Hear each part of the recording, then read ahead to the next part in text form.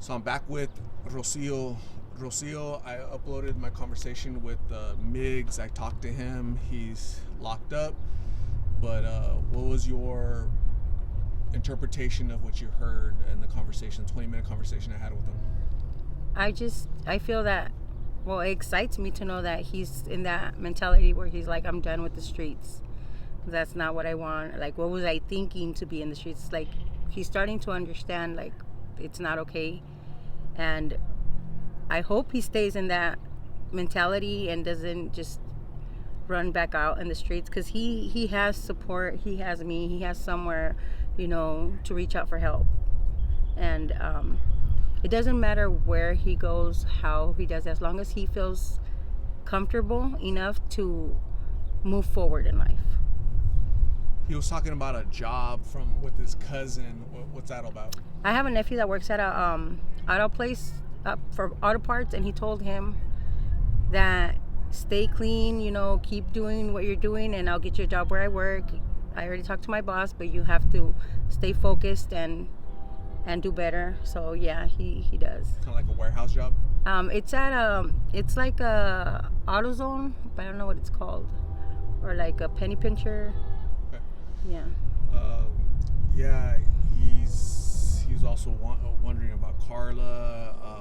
He got in trouble for a couple weeks because he was making alcohol. You're not supposed to do make alcohol with fruit, right? Fermentation of fruit. But overall, he sounds like in good spirits. He seems to have a good attitude.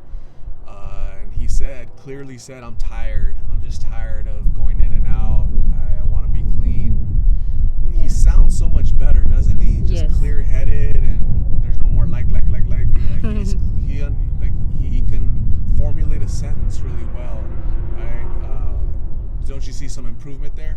I see a lot of improvement. I see him thinking clearly, like analyzing, like what was I doing in the streets?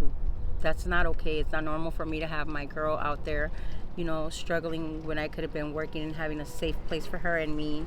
If I don't like the situation she's in right now, why didn't I do something to better it? That's where his mentality is, and he wants to move forward in life and build a future with her. And that's something that gets me excited, because I know that he's gonna stand by it. And if he ever, like I told him, if you ever relapse, reach out. There's help. There's, I'm here to listen. If you feel something's triggering it, call me. I'll be there for you. So we had to move because it got very windy, and nobody would be able to hear what we're saying. But as we were talking, I was saying that it's good that Migs has the support of your nephew to have help him with the job.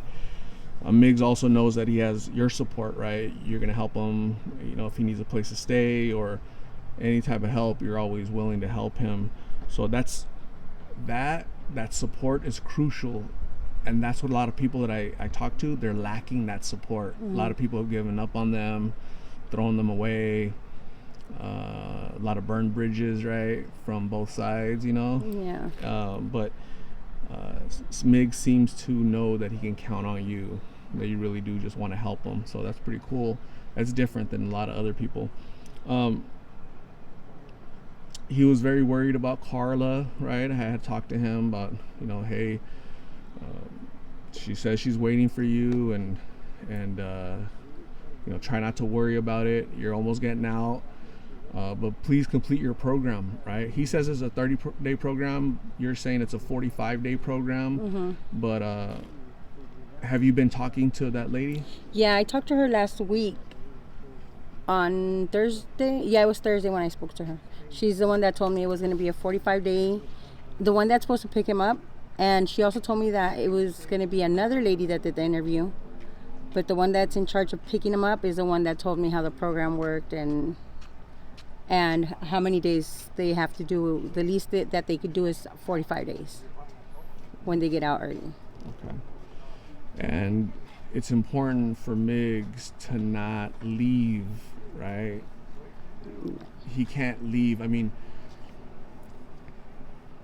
there's not. I interviewed somebody at Crossroads, so they don't have them like locked down, you know. But you need to adhere to the program, to the rules, the guidelines, or else they're gonna tell the court, and the court's go, oh really, he left early, he didn't complete the program.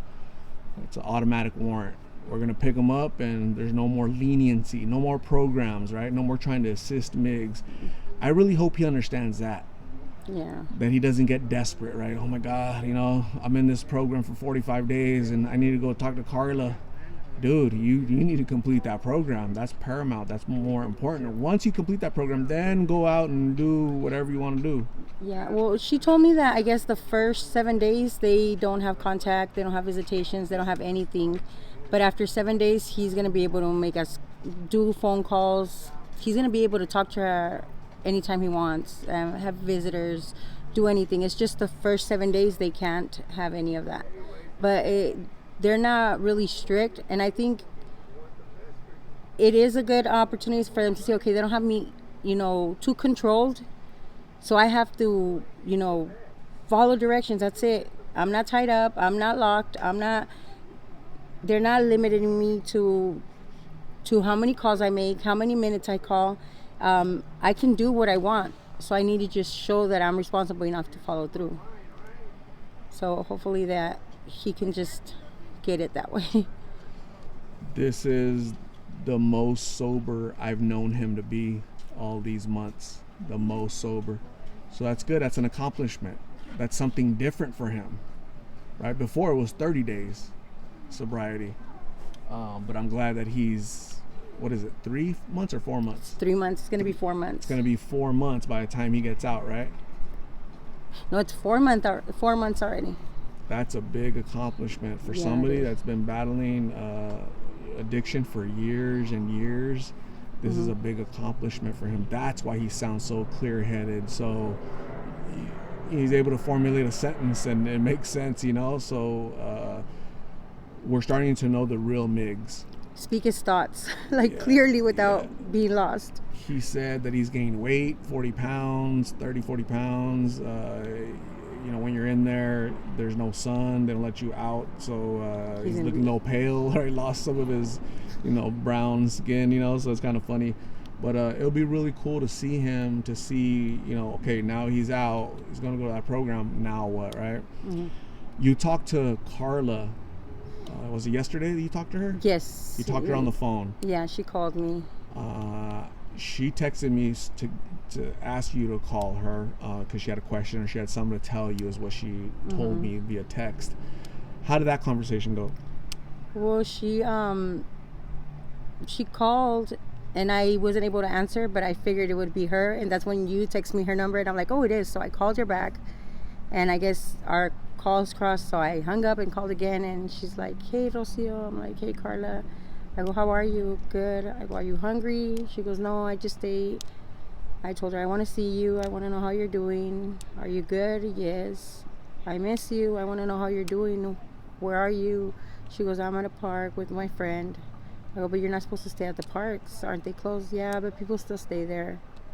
And I told her, well, Miggy's going to get out. He finally got his appointment because I had just hung up with Miggy too.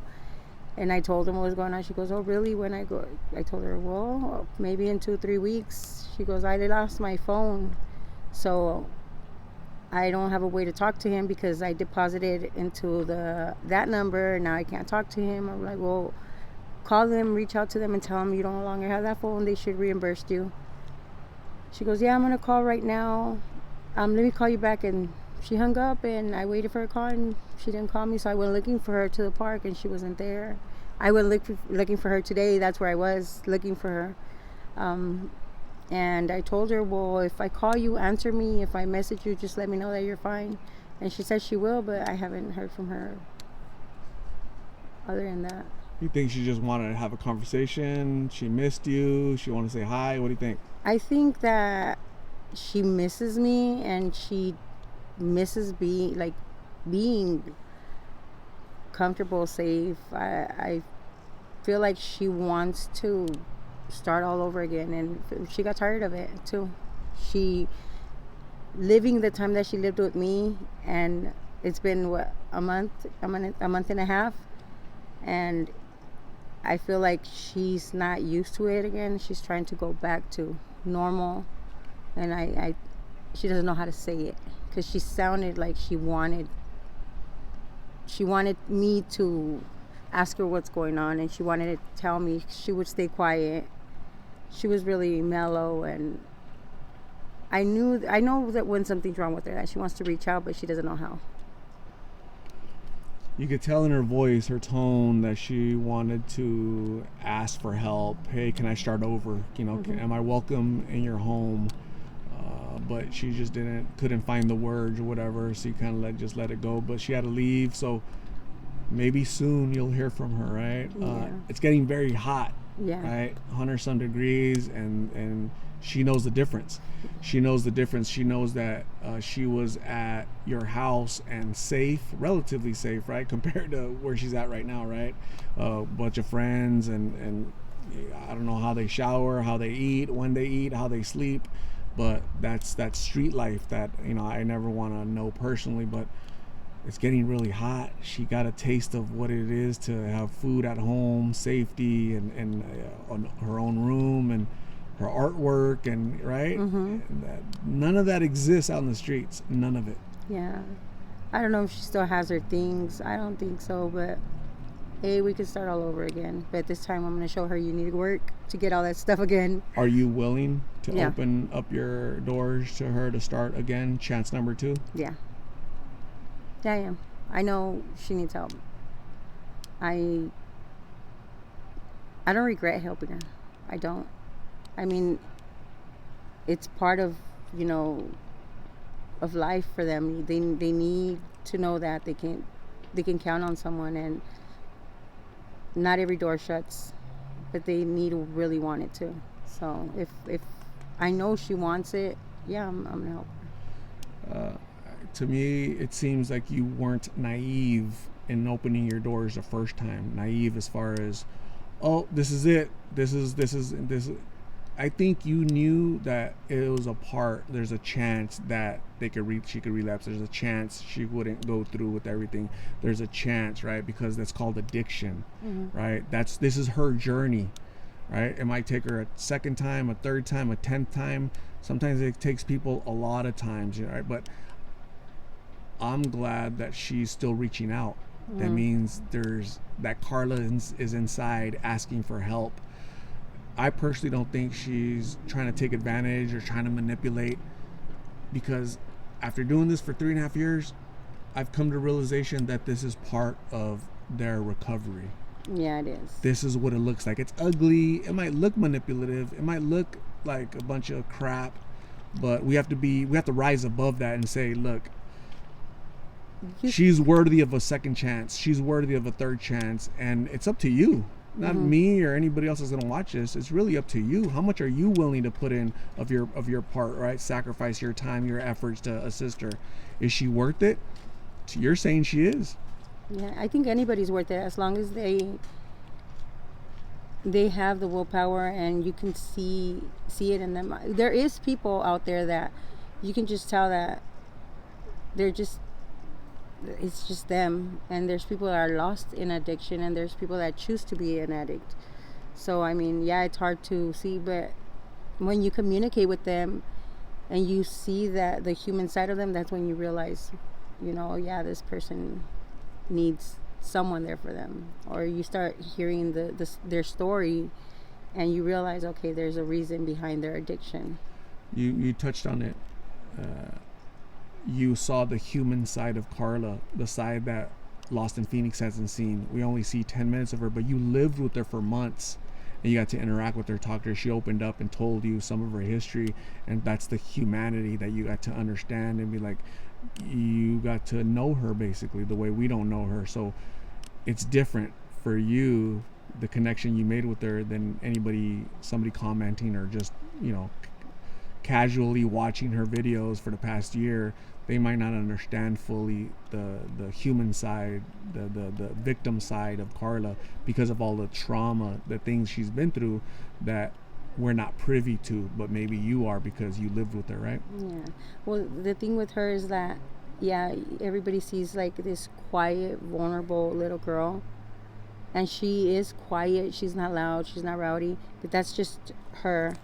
But deep down inside, Karla is a strong, strong person. She has so much that she's dealing with, and it takes a lot of strength to live a day by day life with all the things that she carries. So, I mean, there's more to what anybody sees, more than, being that weak little girl. She's strong. She's just needs guidance. She needs to feel that there's, an adult there to guide her if she has a question, or she needs to vent, that she can vent out to someone she can trust without being criticized. Absolutely, Rocio. Thank you very much. I just wanted to talk to see how you felt about the conversation I had with Migs, and also give us a little insight as to how that conversation went with Karla yesterday on the phone. I haven't talked to her, but it's a good update. She wants help, so that's good. We're gonna stay in contact. I appreciate you. We'll be talking very soon. Okay. Okay.